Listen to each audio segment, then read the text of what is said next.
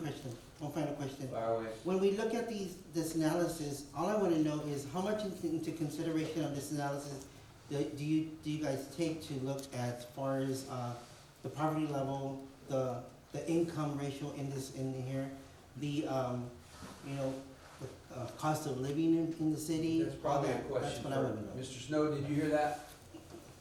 I did, and it's a good question, and I can tell you that your median household income, the reason why you've been awarded the grant, or why you're in line to receive the grant from the Water Development Board, is because you've got a low median household income relative to the other cities. So that helps you with loan forgiveness from them. Unfortunately, it really doesn't sway the numbers that you would ask me to calculate. The only, I will calculate for you how much residential needs to generate to pay their fair share versus commercial, et cetera. And then it's not uncommon, once I provide you those, for you to instruct me, okay, we want commercial to bear a greater proportion of the cost and residential to bear less. And I've received those requests and done those for you in the past. But understanding that you have a lower median household income, it helps you on the Water Development Board side. My job is just to give you the real numbers, what the equitable split is amongst the customer classes, and that I can adjust once you instruct me, no, go lighter on residential and heavier on non-residential. And I ask those questions, Mayor, because like I've always said, building an economic development and bringing job creation into the city is what we can sell and move these things forward.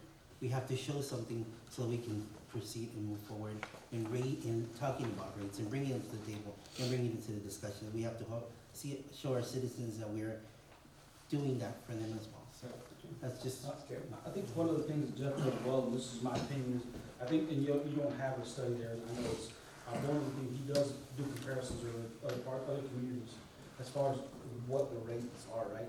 And I think, now with the rate structure we have now, we're relatively, I'd say competitive, even maybe a little lower than a lot of, and this is my opinion, I think I'm right on this, than most of the communities around us. And before, the study was going even lower than that. So I think he provided some analysis in the 2020 study to substantiate that we do, the customers are paying less as far as the average community in the city.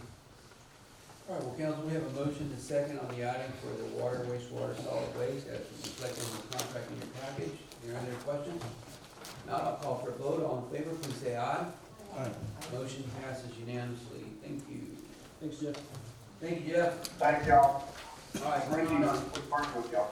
Yes, going on to item 9E, discuss and consider an act on ordinance number 2024-0101 for the conditional use permit for Cellco Partnership, DBA Verizon Wireless Tower owner for an installation of a new wireless transmission facility and all associated equipment on the grounds of Verizon Wireless to be located on North Access I-35. Texas, this property is currently zoned AO Agriculture and Open Space. And again, this conditional use permit is an action item. Motion. I'm gonna call for a motion and a second.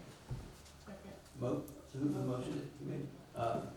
Councilwoman R. Garza, second by Councilwoman Hernandez. Assistant City Secretary, you have Assistant City Manager, who you have before. Mayor, council members, you have before you the conditional use permit application. You also have the memo that was provided to you summarizing the specifics of the conditional use permit. Again, you heard from Mr. Martin, who is here on behalf of Verizon Wireless. While there are many benefits to providing a cellular tower, we currently do not have any ordinances that specifically address cellular towers in our community. In the future, we hope to bring you an ordinance that will address some of the specifics. Staff's concern was the approach that was made here was a two-phase approach. Our conditional use permit application requires that you submit some plans so that we can review what the actual construction or structural plans are. The proposal here is for a monopole. The approach that was taken here was that they wanted to first get approval for the rezoning, or what, in our case, it was not a rezoning application. This was a conditional use application where cellular towers, we don't even have under our AO anything that addresses cellular towers. Is mostly broadcast radio towers, what have you, but it is a conditional use application. Our only question was to be able to provide the council with more information so that you can make an informed decision as to whether to allow or disapprove the application based on, you know, what is the structural integrity of this monopole, the safety aspects of this. With that being said, if you will look at the page 3 of your memo, again, the proposed comprehensive master plan that we paid through a grant is proposing that this particular AO becomes something called C2, General Business District. And what that means when the comprehensive master plan is adopted, that area would become a C2 where the district would include limited retail category for use in or near residential neighborhoods for purposes of day-to-day retail business for residents such as retail foods, drugs, and other services. So you're looking at a cellular tower in a proposed site in the future to become more commercial retail. So we wanted to point that out as well for your consideration. There was no opposition. We did not receive calls in opposition or in support of this conditional use permit. There was 3 landowners within that 200-foot radius, and that was City of Pearsall, Pearback Limited, and a Mr. Ehino Silva. Staff recommendation is that the approval of the proposed conditional use permit is approved as it complies with our city plans, policies, and ordinances. So should this council recommend approval, then we will move to the permitting stage where we will require those plans for plan reviews that will address the structural issue concerns that we have. Okay, council, you've heard the assistant city manager's recommendation. Do you have any questions? With that, I'm gonna call for a vote. All in favor, please say aye. Any opposed?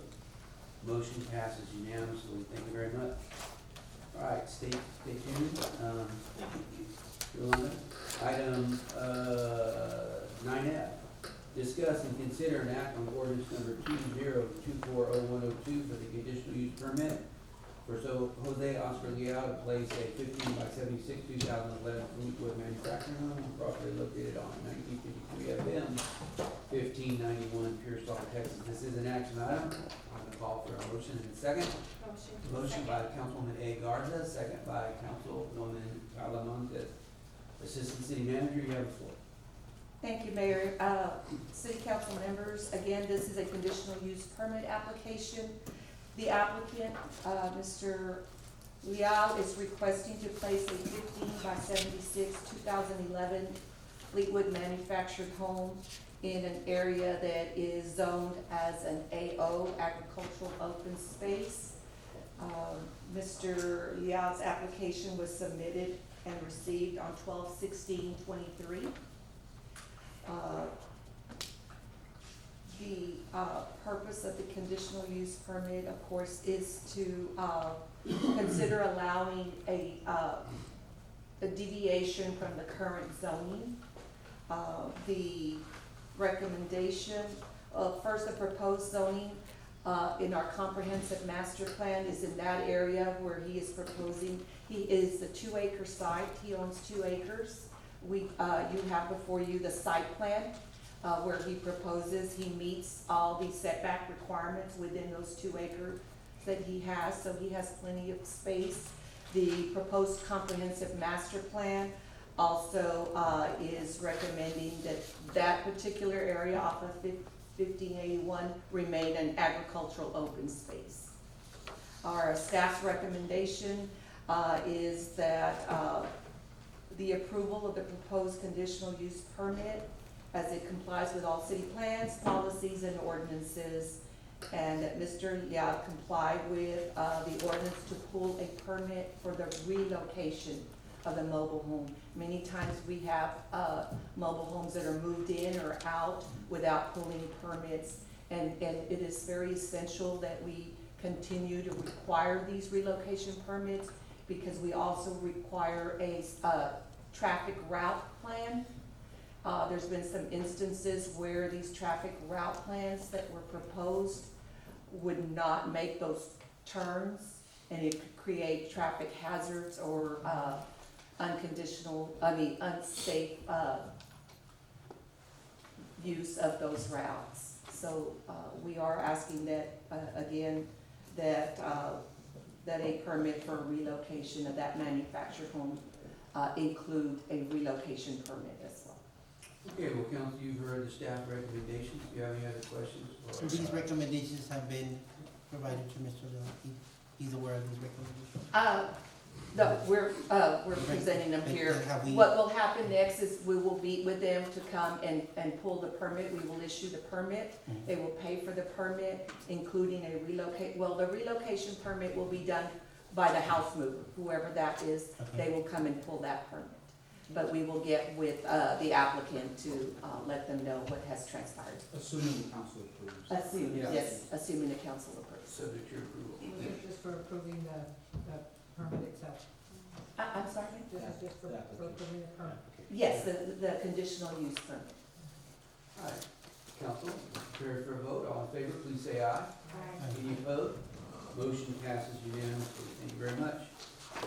Okay, going on to item 9G, discuss and consider an act on ordinance number 20240103 for the conditional use permit for John Walker Martin to place a 32 by 76 2017 manufactured home on property located on 229 North Beach Street and 304 West Rio Grande Street. This is an action item. I'm gonna call for a motion in a second. We have a motion by Councilwoman R. Garza. We have a second by Councilwoman Tiffany Talamontes. Assistant City Manager, you have the floor. Thank you.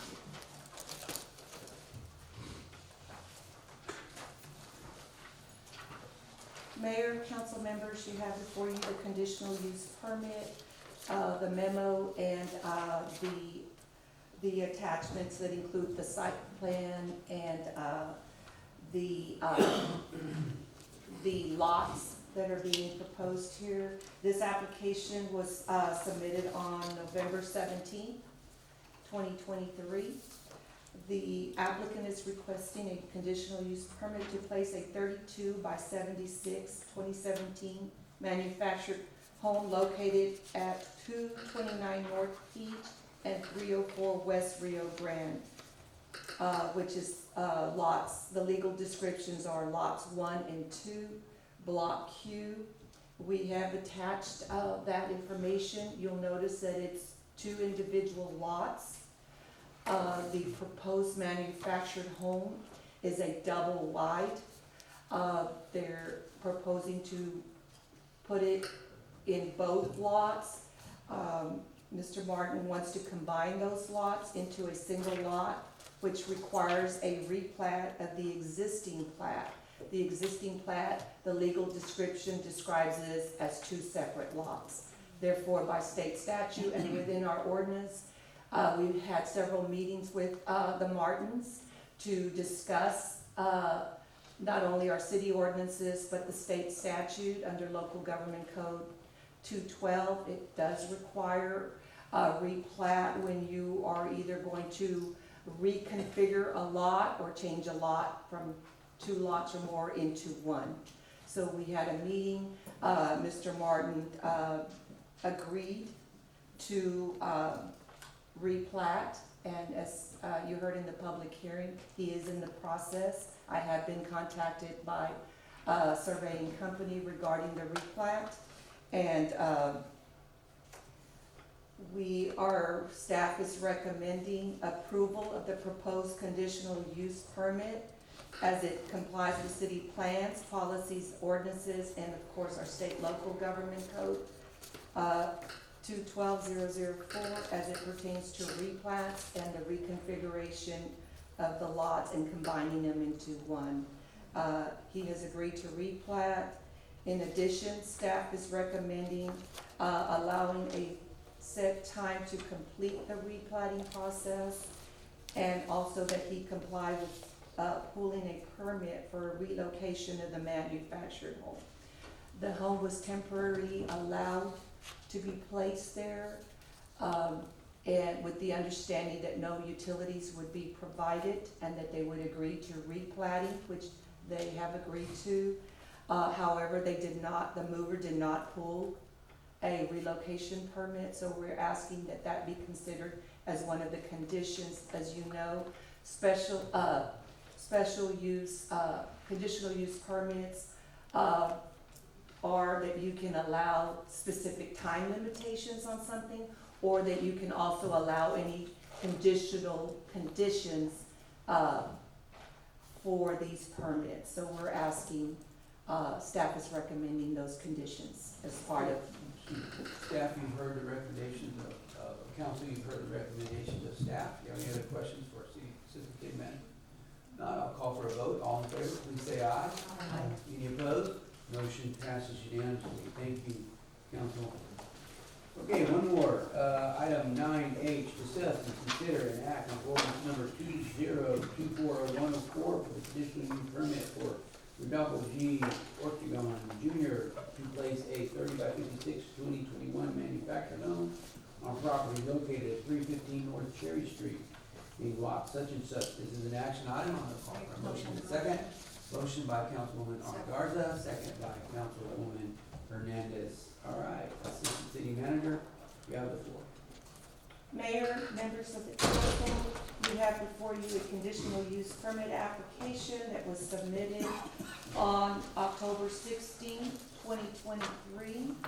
Mr. Ortegon is requesting to place a 30 by 56 2021 manufactured home on lots 3 and 4. Again, the property's legal description is individual lots. He is requesting to combine those legal lots into one lot, which requires a replat under state statutes and under our city ordinances. We had several meetings with Mr. Ortegon to discuss the replatting process and attempted to assist him in finding or recommending, not recommending, but asking him to search for surveyors or engineers. We asked that he bring back a replat so that we could move forward with the process. He is also the owner of lot, I believe lot 5. We also have a pending application there for a mobile home. So he would have mobile homes consecutively on those lots. We're bringing that one to you in the February meeting. The discussion on the replatting was, again, for the purposes of it becoming a legal document when you are reconfiguring or changing the legal description of the current lots. It requires by state statute and our city ordinance a replat. Mr. Ortegon brought to us a map that was generated by the appraisal district that basically combined the lot into one. However, that doesn't change the current legal description that's on record in the deed records. So only a replat would be able to make that a legal document. We are also, we did receive a negative response You do have that in your packet, the memo. Basically, in that is that the comment was that they're trying to preserve the neighborhood as it was back in the dates when this gentleman was growing up, as a neighborhood that was residential, single family.